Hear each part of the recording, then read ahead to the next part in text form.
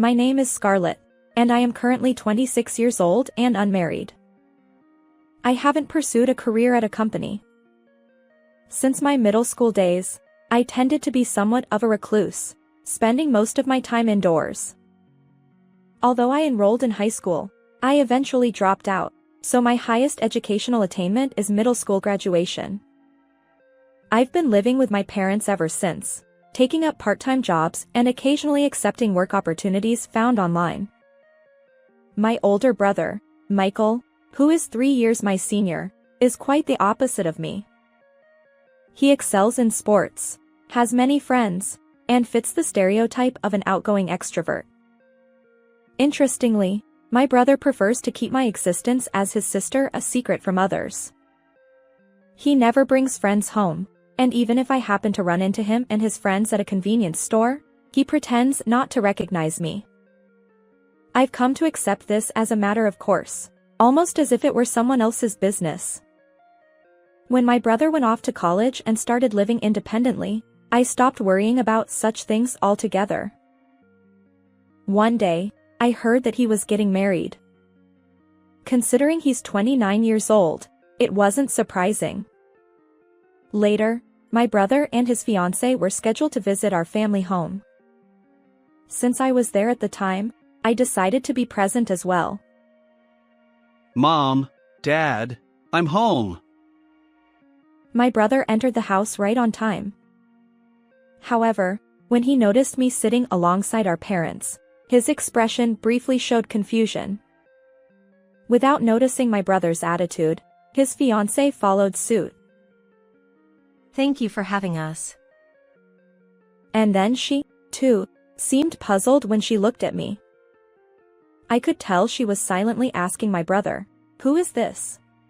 It appears my brother hadn't informed her about my existence. When our mother introduced herself and our father, she conveniently left me out of the introductions.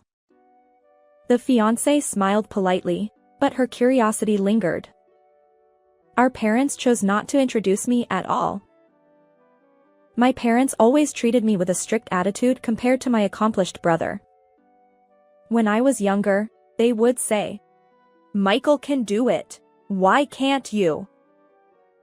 However, as I grew older, their perspective changed. Eventually, they started making hurtful comments like, "You're a money drain." Even during this family gathering, my parents seemed intent on not introducing me. When my mother got up to make tea, she leaned in close to my ear and whispered, "Why are you even here? You should stay holed up in your room." Despite my desire to get along with my family, attending this gathering seems to have backfired. Nevertheless, I couldn't abruptly leave my seat, so I remained there as the awkwardness settled in. The woman who is my brother's fiancée introduced herself as Sophia.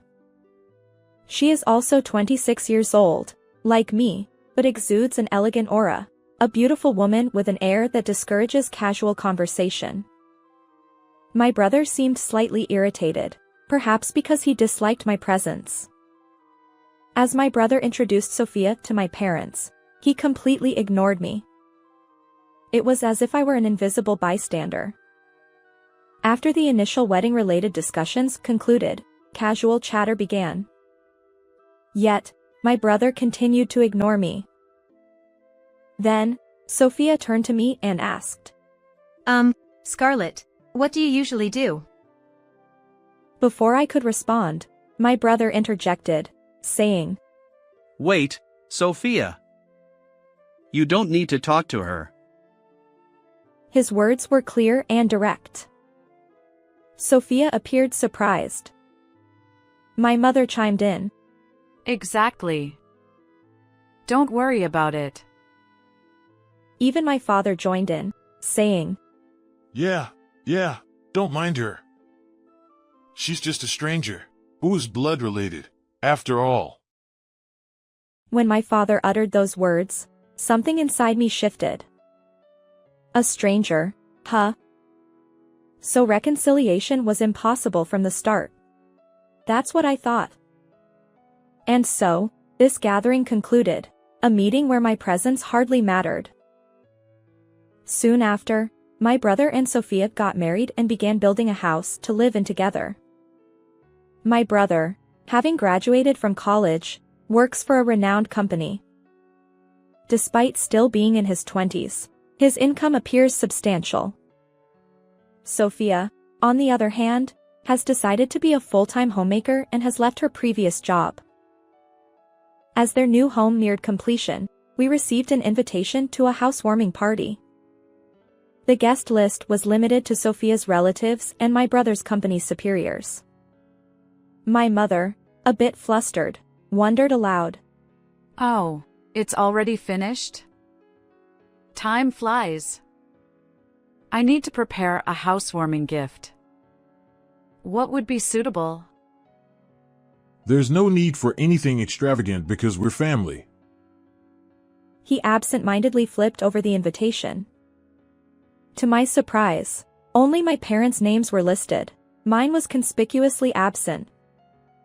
My mother seemed to notice but still asked. Scarlett, you'll be going too, won't you? I wondered what her intentions were. After all, even during that initial meeting, she pretended not to know anything about me. I don't need to go. I wasn't even invited. No, you're going. I'll make sure of it. My mother insisted, and against my wishes, I found myself attending the party. On the day of the party, it was raining. My parents and I took a taxi to my brother and Sophia's house. Since it was raining, my brother and Sophia didn't come out to the garden. Instead, they welcomed the guests at the front door.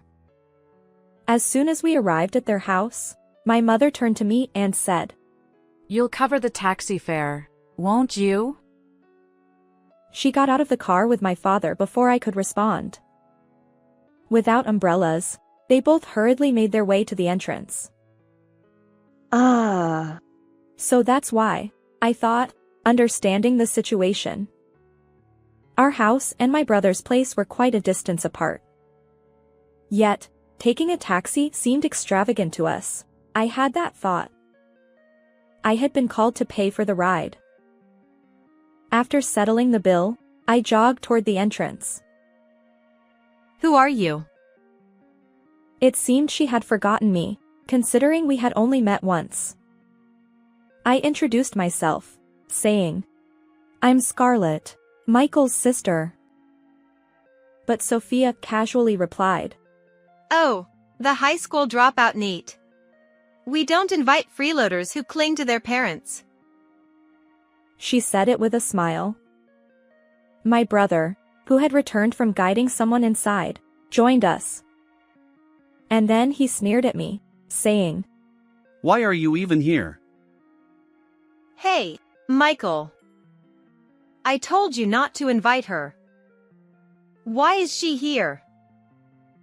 Well, I'm not sure either. It's a mystery. My brother clearly didn't want me there. Somehow, Sophia's attitude had changed too, worse than my brother or parents. Maybe I shouldn't have come? I asked my brother cautiously. He replied, Yeah. You're just a stranger with low education. And technically, high school dropout doesn't even count as education. Could you leave the premises, please? Sophia said it with a smile, but her calm expression made it all the more chilling. Understood. I turned on my heel. The taxi we arrived in had disappeared, and since it wasn't on a main road, finding another one seemed unlikely. I had no umbrella. In the rain, I trudged away. From behind, I heard Sophia's mocking laughter. After returning home, my parents, who seemed to have enjoyed themselves, arrived. As soon as my father saw my face, he asked, Why did you suddenly leave? We couldn't even call a taxi for the return trip. You're useless. She casually threw complaints my way. I quickly made up an excuse. Sorry, I suddenly had a stomach ache. You left just because of that? You're impossible. You'll give them the congratulatory gift another time. After all, you're an adult. Speaking of which, I had prepared something to give at the party, but I ended up bringing it back home. I considered mailing it, but I didn't know their address. While I could have asked my parents, the atmosphere made it awkward. So, I decided to contact my brother via his phone. I messaged him. I'd like to send a congratulatory gift. Could you share your address? I don't give my address to a stranger. His reply was curt. I sighed. Was he secretly enjoying this power play, invisible to everyone else? It was exasperating. Perhaps he wasn't the only one behind the messages. Maybe Sophia, too, laughed alongside him, watching the whole charade. Either way, it was utterly pointless. And so, I gave up on sending the congratulatory gift. After some time, I decided to leave home. The catalyst was that family gathering for my brother's wedding and the housewarming party. It had become clear that getting along with my family was no longer feasible. I resolved to live independently. Although I didn't hold a regular job, I had saved money from part-time work. I managed to rent a place for myself. However, my financial situation was precarious, so I decided to start video streaming during my free time. Since I had always enjoyed watching live streams, I was curious about how popular streamers monetized their content and increased their viewership. Starting my own live streams, I gradually earned a few $100s per month. As my audience grew, my income increased further, allowing me to cover my living expenses. With the surplus funds, I ventured into investments. My investment endeavors went well, and I eventually started a small business importing and selling home goods. Despite the busy schedule, each day felt fulfilling.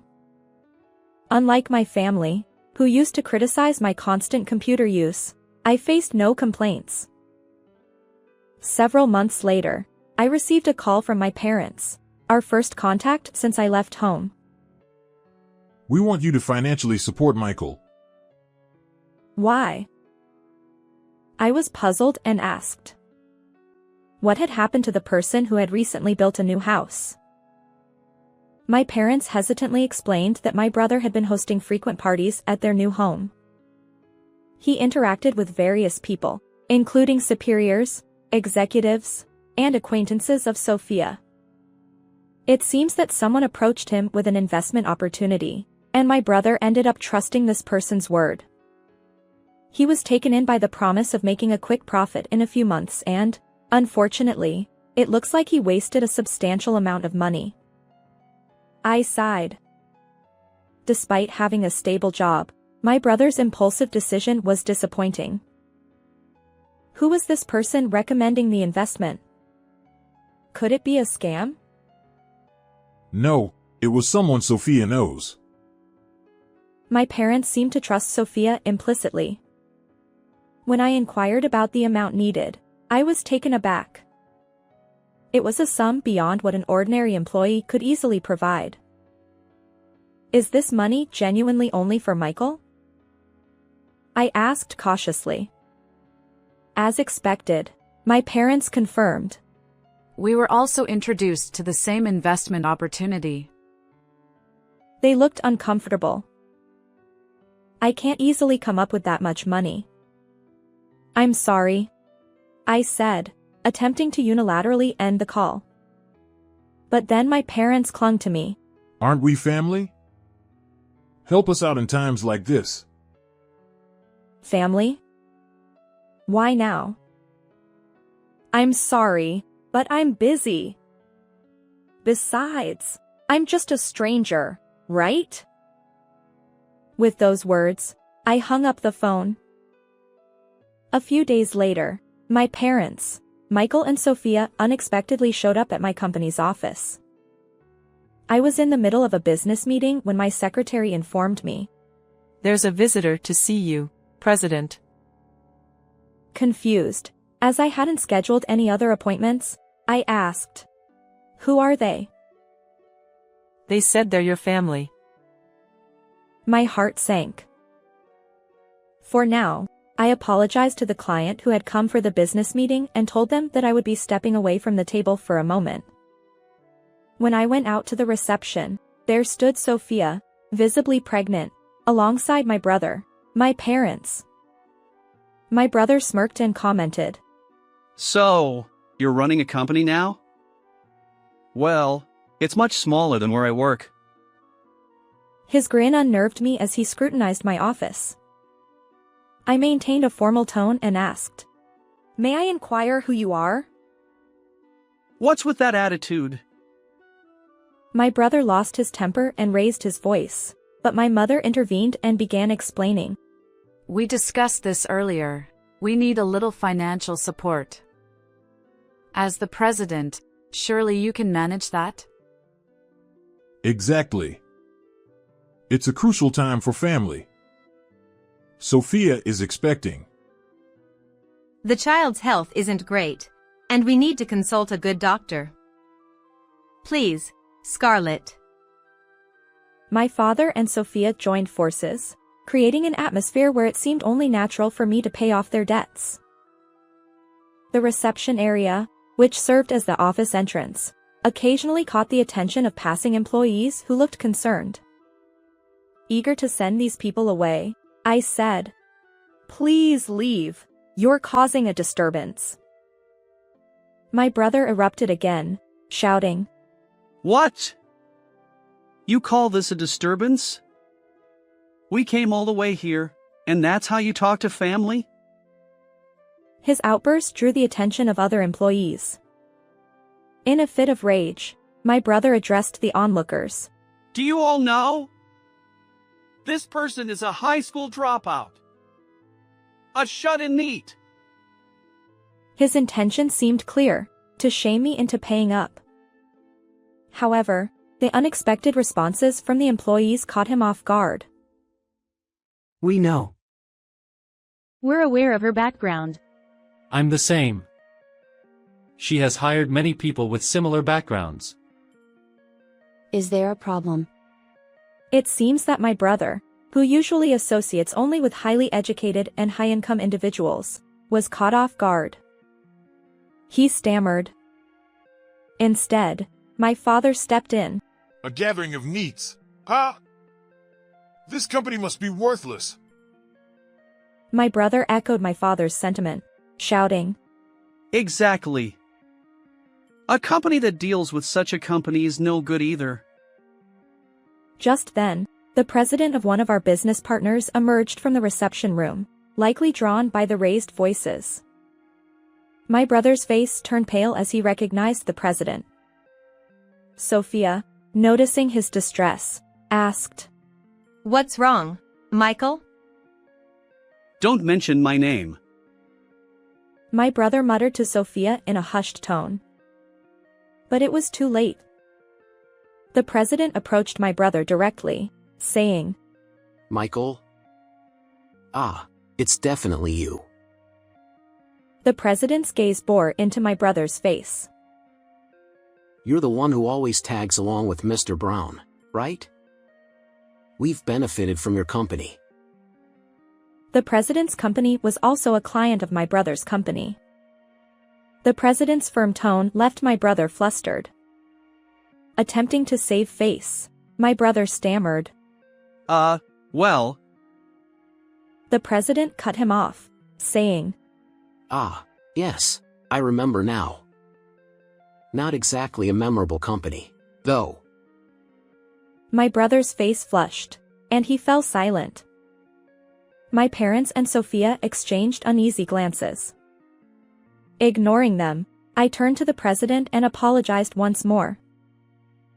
I apologize for taking up your valuable time. Please allow me to take care of these people. Oh? Is that so? I have time today, so I don't mind waiting. Prioritize your family conversation. No, They're not family. I glanced at my parents and brother and Sophia. They're complete strangers. Afterward, my parents and brother and Sophia were escorted out of the company by security guards. Perhaps taken aback by the exchange with the president, they left quietly. As it turns out, I investigated why my work became known, and the culprit was Sophia. Apparently, she has an acquaintance who's well-versed in investment-related information and always keeps their antennae up. During a conversation with this person, the topic came up. There's a woman in her 20s who blossomed as a trader and now runs her own company. When Sophia saw the photo of this woman in the media, she was shocked. It was none other than her sister-in-law, the high school dropout NEET. Sophia shared this revelation with my brother and parents, attempting to solicit financial support. Since I'm busy during the day and have avoided returning their calls about money matters, they decided to storm into my office. Having been treated as a complete stranger by my family, I had resolved not to get involved anymore. However, my curiosity got the better of me, and I decided to hire a private investigator to look into Sophia. It turns out that Sophia's acquaintance is her ex-boyfriend, someone she's still connected to. Interestingly, Sophia's unborn child isn't my brother's. It's actually the child of her ex-boyfriend. The investigation results were shared with my brother. My brother was utterly crestfallen. After all, everything had been a lie.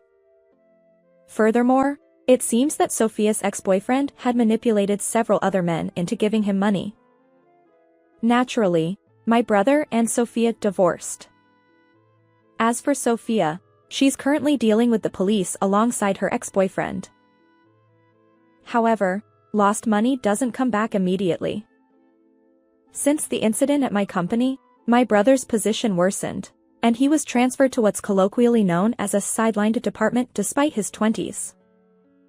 The office buzzed with rumors, making it uncomfortable for him, and he eventually resigned. Perhaps due to frustration over the financial loss and troubles surrounding my brother, my father lost his temper with a subcontractor representative at work, leading to disciplinary action by the president. Additionally, my father's overall work attitude had issues, resulting in his dismissal. Just like he used to tell me, being a high school graduate or middle school graduate is worthless, or you're not considered a person unless you attended a prestigious university. It seems that my brother and father have both lost their jobs. My family, now ex-family, whose income sources vanished, still contacts me, suggesting we live together. Fortunately, they're banned from entering the company building, so they won't show up uninvited. We're still family, after all. My mother insists. But my response remains consistent. I don't know. We're strangers. I won't entertain any other replies. As for this story, how did you find it? If you enjoyed it, consider subscribing to my channel. Until next time.